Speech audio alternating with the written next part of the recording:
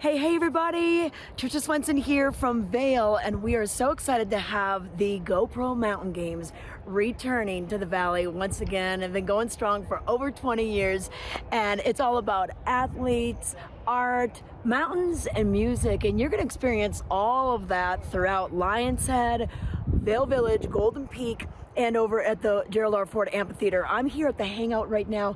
We're setting things up for this 4-day festival, and basically anything on the water. We've got all the races happening on Gore Creek.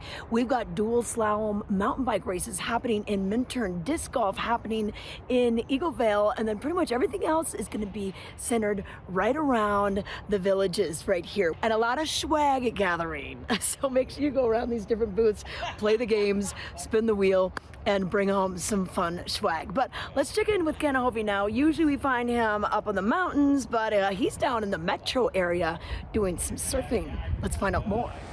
Thank you, Trisha. Yes, typically I'm out on the Eagle River, the Colorado River, somewhere up here in the high country.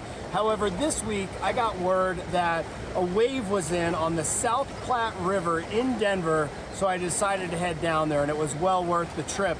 Now, when you think of Denver, you think of the culture and the arts and the city life, but they actually have a pretty phenomenal standing wave that is on the South Platte River. And what makes this one so special is that the water is a little bit warmer. It comes out of a reservoir. It is dam controlled, but also that the wave is adjustable. They actually have a bladder system in there.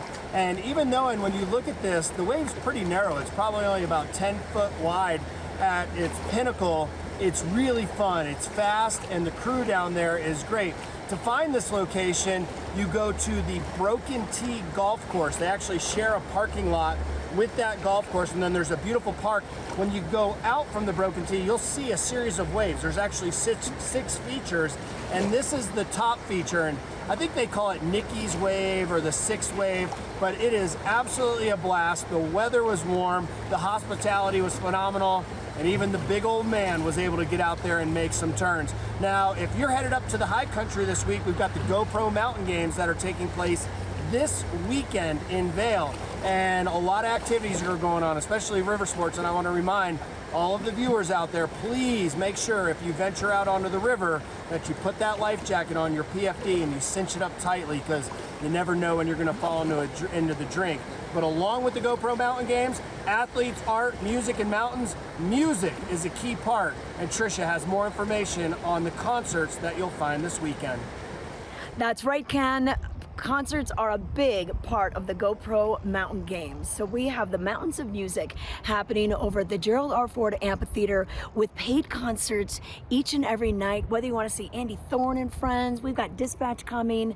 So that'll be a good way to kind of end out your day of play, whether you're competing, doing some racing, or just spectating.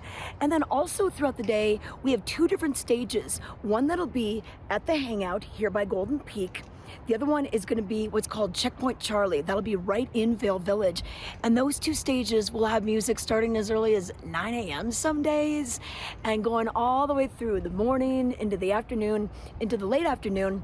And those are absolutely free. And you can find the schedules for those shows as well as the big concerts. Get the tickets for the Ford Amphitheater. And you can find out all the information you need to know about the GoPro Mountain Games at mountaingames.com.